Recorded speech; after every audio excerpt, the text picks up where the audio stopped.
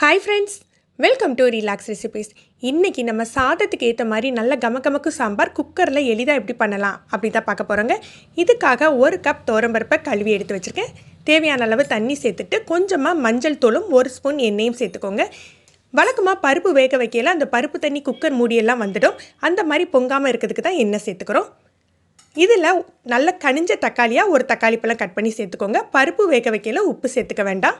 பாருங்கள், மூடி எவ்வளோ க்ளீனாக இருக்குது. எண்ணெய் சேர்த்திங்கன்னா இப்படி பருப்பு தண்ணி பொங்காமல் வேகும். பருப்பை 4 அல்லது 5 விசில் நல்ல கொலையை வேக வச்சு எடுத்து வச்சுக்கோங்க. பருப்பில் உப்பு சேர்த்து வேக வச்சிங்க அப்படின்னா இந்த மாதிரி சாஃப்டாக வேகாதுங்க. அதனால் உப்பு சேர்க்காமல் வேக வச்சுக்கோங்க. இப்போ இதே குக்கரில் ஒரு எலுமிச்சம்பழம் அளவுக்கு புளியை கரைச்சி சேர்த்துக்க போகிறேன். புளி தண்ணி சேர்த்துட்டு நமக்கு சாம்பாருக்கு எவ்வளோ தண்ணி தேவையோ அதை சேர்த்துக்கோங்க.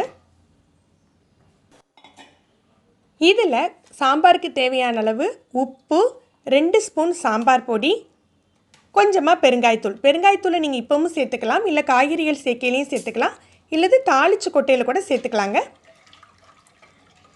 இதை நல்லா கலந்து விட்டுட்டு நம்ம காய்கறிகளை சேர்த்துடலாம். இன்றைக்கி நான் முருங்கைக்காய், மாங்காய், கத்திரிக்காய், ஒரு குத்து சின்ன வெங்காயம், ஒரு பெரிய வெங்காயம் எடுத்து வச்சுருக்கேன். இது எதையுமே எண்ணெயில் தாளிக்க வேண்டாங்க, அப்படியே டைரெக்டாக நீங்கள் இதில் சேர்த்துடுங்க. இதை உப்பு காரம் செக் பண்ணிவிட்டு ஹை ஃப்ளேமில் ஒரே ஒரு விசில் வச்சு எடுங்க. மீடியம் ஃப்ளேமில் வச்சிங்கன்னா காய்கறிகள் குழஞ்சிடும். ஹை ஃப்ளேமில் ஒரு விசில் வச்சா உங்களுக்கு கரெக்டாக இருக்கும். இந்த மாதிரி புளி, உப்பு, காரம் எல்லாம் கலந்து காய்கறியை வேக வைக்கிறது நாங்கள் குழம்புக்கு கூட்டுறது அப்படின்னு சொல்லுவோம். இந்த மெத்தடில் நீங்கள் பண்ணையில் சாம்பார் ரொம்பவே உங்களுக்கு சுவையாக இருக்கும்.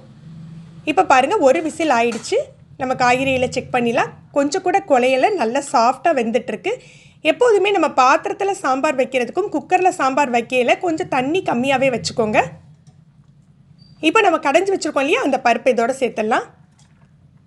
பருப்பை நல்லா சேர்த்து கொதிக்க விட்டுருங்க. எப்போதும் பருப்பு சேர்த்த உடனே கொஞ்சம் சாம்பாரில் உள்ள உப்பு காரம் கம்மியாகிற மாதிரி இருக்கும். அதை கணக்கு பண்ணியே நீங்கள் முதல்ல கொஞ்சம் தூக்கலாகவே உப்பு காரம் சேர்த்துக்கோங்க.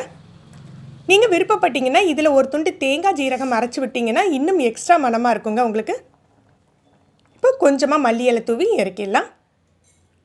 கடுகு, உளுந்தம்பருப்பு, கருவேப்பிலை, விருப்பப்பட்டீங்கன்னா சின்ன வெங்காயம் போட்டு தாளிச்சுக்கோங்க. நான் சாம்பாரில் ஆல்ரெடி சின்ன வெங்காயமும் பெருங்காயத்தூளும் சேர்த்துட்டதுனால இதில் நான் போடலை. நீங்கள் பெருங்காயத்தூள் போடலைன்னா இப்போ தாளிப்பில் சேர்த்துக்கோங்க. எப்போதுமே சாம்பார் தாளித்த உடனே மூடி வச்சுடுங்க. அப்போ தான் அந்த வாசம் சீக்கிரம் போகாமல் இருக்கும்.